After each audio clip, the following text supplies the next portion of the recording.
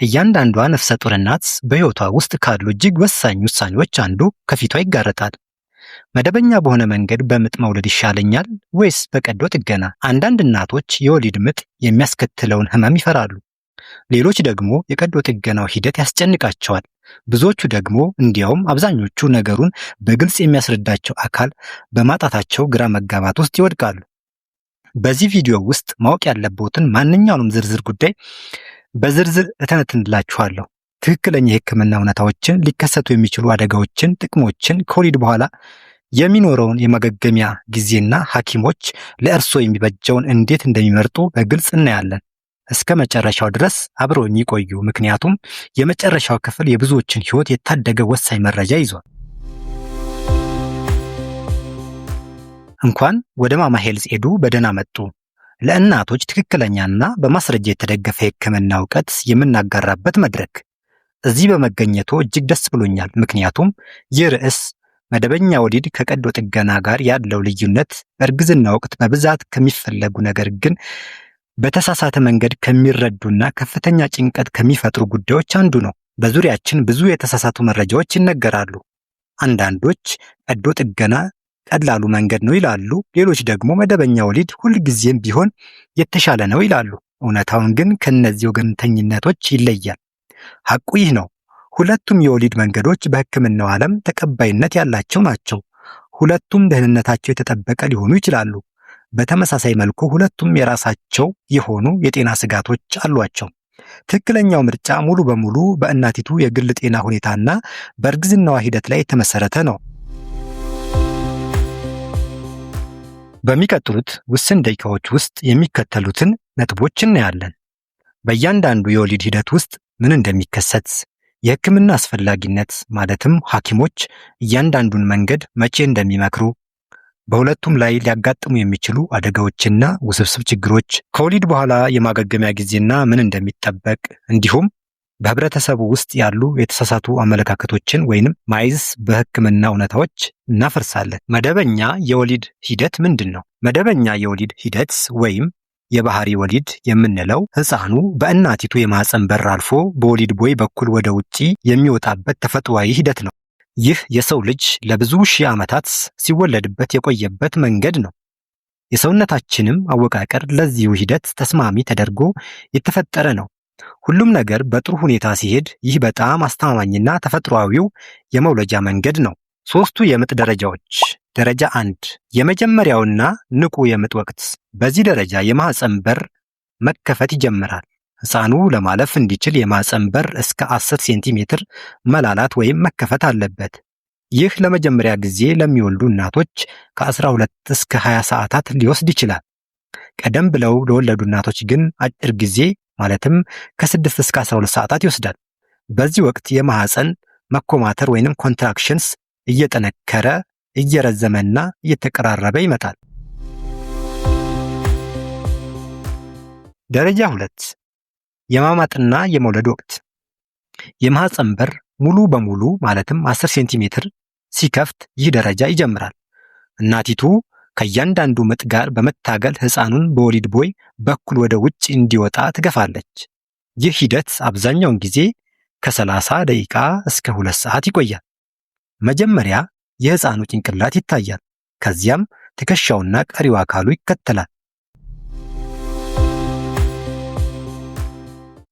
ደረጃ 3 ደግሞ የእንግዴ ልጅ የሚወጣበት ወቅት ነው። ህፃኑ ከተወለደ በኋላ የእንግዴ ልጅ ወይንም ፕላሴንታ የሚወጣበት የመጨረሻው ደረጃ ነው። ይህ አብዛኛውን ጊዜ ህፃኑ ከተወለደ ከ5 እስከ 30 ደቂቃዎች ባለው ጊዜ ውስጥ ይከናወናል። የመደበኛ ወሊድ ጥቅሞች። መደበኛ ወሊድ በርካታ የህክምና ጥቅሞች አሉት። እነዚህም ፈጣን ማገገም። አብዛኞቹ እናቶች በሰዓታት ውስጥ መራመድ የሚችሉ ሲሆን ከ24 እስከ 48 ሰዓታት ባለው ጊዜ ውስጥ ወደ ቤታቸው ይመለሳሉ። ሁለተኛው አነስተኛ የኢንፌክሽን ስጋት። የሚሰፋ የቀዶ ጥገና ቁስል ስለሌለ ለኢንፌክሽን የመጋለጥ ዕድሉ ዝቅተኛ ነው። ሶስተኛው ለህፃኑ ያለው ጥቅም። ህፃኑ በወሊድ ቦይ በኩል ሲያልፍ ጠቃሚ ከሆኑ ባክቴሪያዎች ጋር ስለሚገናኝ ይህ በሽታ የመከላከል አቅሙን ለማሳደግ ይረዳል። አራተኛው ደግሞ ጡት የማጥባትን ያቀላጥፋል። በምጥ ወቅት የሚመነጩ ሆርሞኖች የእናት ጡት ወተት በቶሎ እንዲመረት ይረዳል። ሌላኛው ደግሞ ለቀጣይ እርግዝና ማህፀን ላይ ጠባሳ ስለማይኖር ለቀጣይ እርግዝናዎች የበለጠ ደህንነቱ የተጠበቀ ይሆናል ማለት ነው። የቀዶ ጥገና ወይንም ሴዛሪያን ሴክሽን ምንድን ነው? የቀዶ ጥገና ወይንም ሲኤስ ማለት በእናቲቱ የሆድ ክፍል እና ማህፀን ላይ በቀዶ ጥገና ቀዳዳ በማውጣት ህፃኑ የሚወለድበት የህክምና ሂደት ነው። ሴዛሪያን ሴክሽን የሚባለው ቃል ካይዴሬ ከሚለው የላቲን ቃል የመጣ ሲሆን ትርጉሙም መቁረጥ ማለት ነው። በአሁን ጊዜ ይህ በዓለም ላይ በብዙ ከሚከናወኑ ቀዶ ጥገናዎች አንዱ ነው። የቀዶ ጥገናው አፈጻጸም ምን ይመስላል እና ደረጃዎቹስ?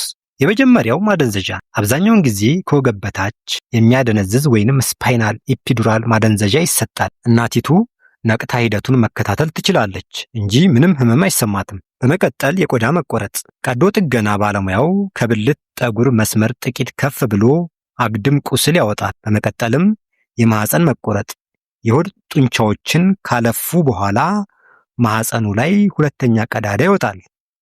ከዛም በማስከተል ህፃኑን ማውጣት፣ ህፃኑ በጥንቃቄ እንዲወጣ ይደረጋል። ይህ ሂደት ቀዶ ጥገናው ከተጀመረ ከ5 እስከ 10 ደቂቃዎች ባለው ጊዜ ውስጥ ይጠናቀቃል። በመጨረሻም መልሶ መስፋት፣ ህፃኑ ከወጣ በኋላ ማህፀኑና የሆድ ክፍሉ በደረጃ በጥንቃቄ ይሰፋሉ። ይህ ክፍል ከ30 እስከ 45 ደቂቃ ሊወስድ ይችላል። የሲዘሪያን ሴክሽን አይነቶች፣ የመጀመሪያው ታቅዶ የሚደረግ ወይንም ኢሌክቲቭ ሲስ ይባላል። በህክምና ምክንያት መደበኛ ወሊድ አስቸጋሪ እንደሚሆን ቀድሞ ሲታወቅ ከ37ኛው እስከ 39ኛው ሳምንታት ባለው ጊዜ ውስጥ ቀጠሮ ተይዞ የሚከናወን ነው። ሁለተኛው ደግሞ ድንገተኛ ወይንም ኢመርጀንሲ ሲስ፣ በምጥ ወቅት ያልታሰበ አደገኛ ሁኔታ ሲፈጠር፣ ለምሳሌ የህፃን የልብ ምት ሲቀንስ ወይም የእንግዴ ልጅ ቀድሞ ሲመጣ የህፃኑንና የእናቲቱን ህይወት ለማዳን በፍጥነት የሚወሰን እርምጃ ነው። ቀዶ ጥገና በህክምና አስፈላጊ የሚሆነው መቼ ነው? አንድ መረዳት ያለቦት ወሳኝ ነጥብ አለ። ሐኪሞች ይህንን መንገድ እንዲመርጡ የሚያስገድዷቸው ዋና ዋና ምክንያቶች የሚከተሉት ናቸው። የግድ ቀዶ ጥገና የሚያስፈልግባቸው ሁኔታዎች ወይንም አብሶሉት ኢንዲኬሽንስ። የመጀመሪያው የእንግዴ ልጅ የማህፀን በርን ሲጋርድ ወይንም በሜዲካል አጠራሩ ፕላሴንታ ፕሬቪያ። ይህ የእንግዴ ልጅ ህፃኑ መውጣት ያለበትን መንገድ ዘግቶት የሚገኝበት ሁኔታ ነው። በዚህ ጊዜ በምጥ ለመውለድ መሞከር ከፍተኛ ደም መፍሰስ ስለሚያስከትል ቀዶ ጥገናው ብቸኛው አማራጭ ነው። ሁለተኛ የህፃኑ አቀማመጥ አግድም ሲሆን ወይንም ትራንስቨርስ ላይ፣ ህፃኑ በማህፀን ውስጥ ጋደም ብሎ ካለ በምጥ መውለድ አይቻልም።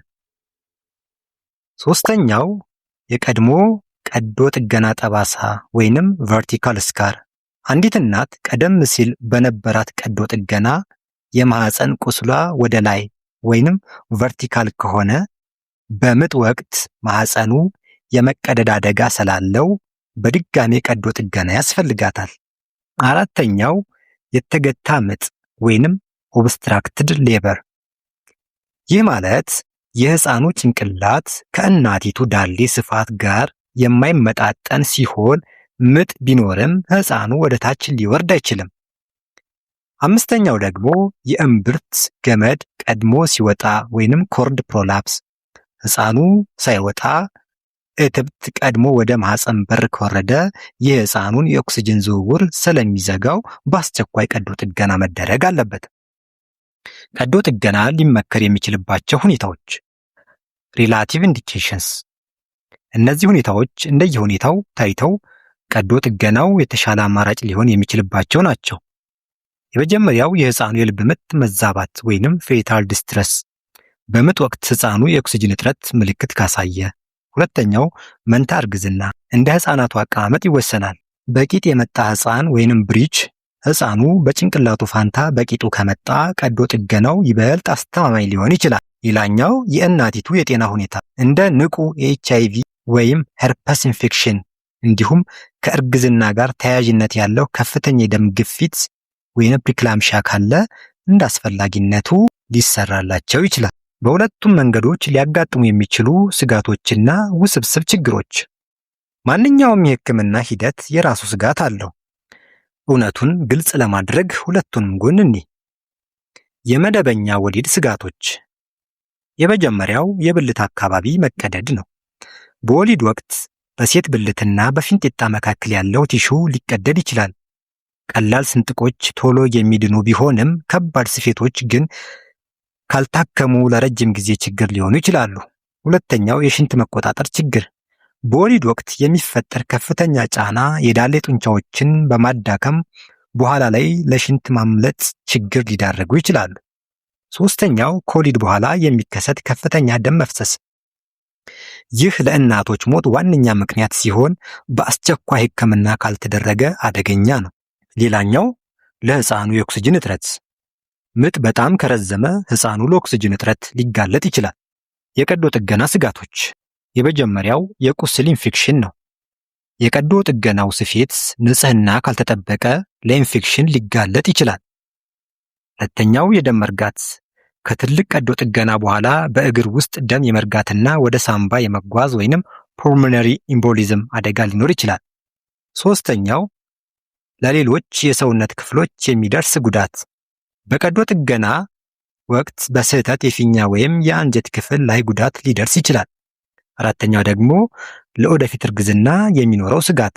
ማህፀን ላይ ያለው ጠባሳ በሚቀጥለው እርግዝና በምጥ ወቅት የመቀደድ አደጋ ሊኖረው ይችላል። ሌላኛው ደግሞ የሕፃኑ የትንፋሽ እጥረት። በቀዶ ጥገና የሚወለዱ ሕፃናት በምጥ ወቅት የሚገኘውን ሆርሞን ስለማያገኙ ሳምባቸው ውስጥ ያለውን ፈሳሽ ለማስወገድ ሊቸገሩ ይችላሉ። የመደበኛ ወሊድና የቀዶ ጥገና ወሊድ ዝርዝር ንጽጽር።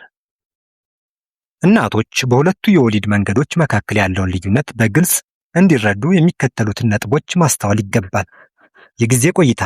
መደበኛ ወሊድ ረጅም ሰዓታትን የሚወስድ የምጥ ሂደት ሲኖረው፣ የመውለድ ሂደት ግን ጥቂት ደቂቃዎችን ብቻ ይወስዳል። የቀዶ ጥገና ወሊድ ደግሞ በአጠቃላይ ከ45 እስከ 60 ደቂቃ ባለው ጊዜ ውስጥ ይጠናቀቃል። የማደንዘዣ አጠቃቀም።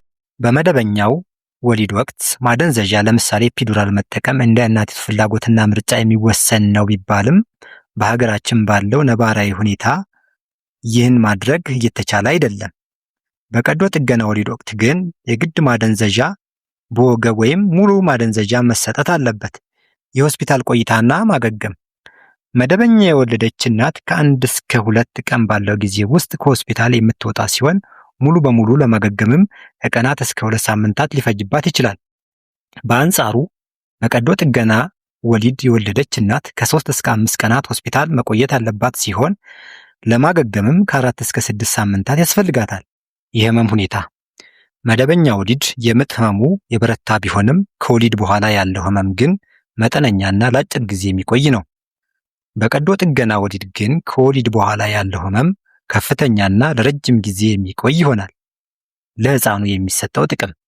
በመደበኛ ወሊድ ወቅት ህፃኑ በወሊድ ቦይ ሲያልፍ በሽታ የመከላከል አቅምን የሚያሳድጉ ተፈጥሯዊ ባክቴሪያዎችን ያገኛል። በቀዶ ጥገና ወሊድ ወቅት ግን ህፃኑ ለእነዚህ ጠቃሚ ባክቴሪያዎች የመጋለጥ ዕድሉ ዝቅተኛ ነው።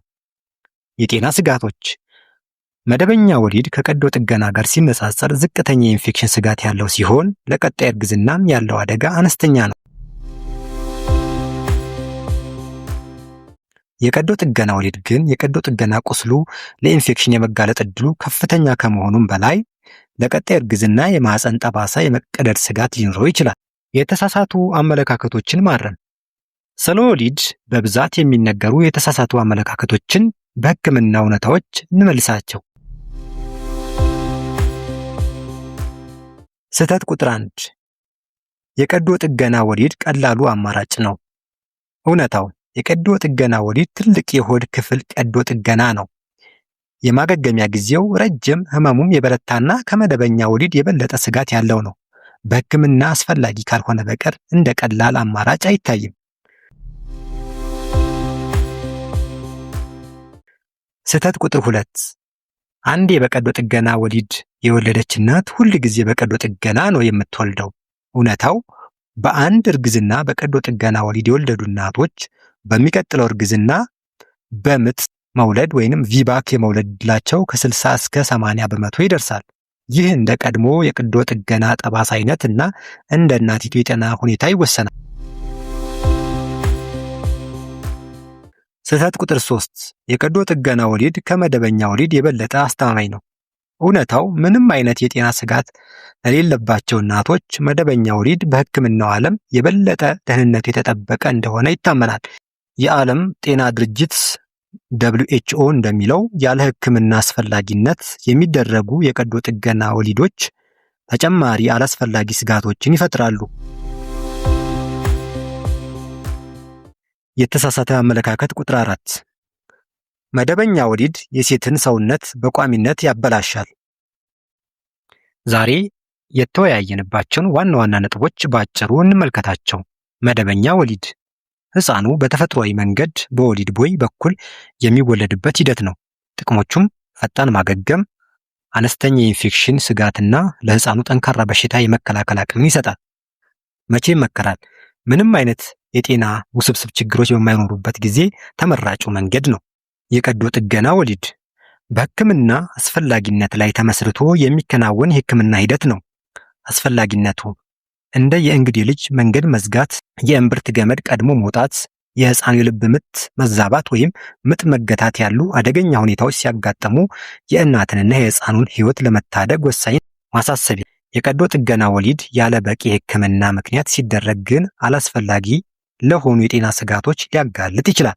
በመደበኛና በቀዶ ጥገና ወሊድ መካከል የሚደረገው ምርጫ ሁልጊዜም ቢሆን በእናቲቱ የጤና ሁኔታ ላይ ተመስርቶ ከባለሙያ ጋር በመመካከር የሚወሰን ጉዳይ ነው። በአሁኑ ወቅት ነፍሰ ጡር ከሆኑ ይህንን ውሳኔ በፍርሃት ወይም በማህበራዊ ጫና ላይ ተመስርተው ብቻውን አይወስኑ። የቅድመ ወሊድ ክትትሎን በአግባቡ ይከታተሉ።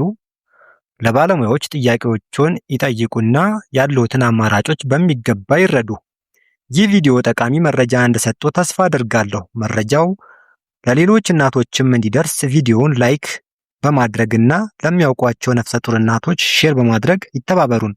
ስለ እርግዝና፣ ወሊድና አጠቃላይ የሴቶች ጤና ትክክለኛና በማስረጃ የተደገፈ ትምህርት ለማግኘት የማማ ሄልዝ ኤዱ ቤተሰብ ይሁኑ። ሰላም ጤና ይስጥልኝ። ፈጣሪ እርሶንና እርግዝናውን ይባርክ። ማማ ሄልዝ ኤዱ፣ እውነተኛ እውቀት ለሁሉም እናቶች። ቻው።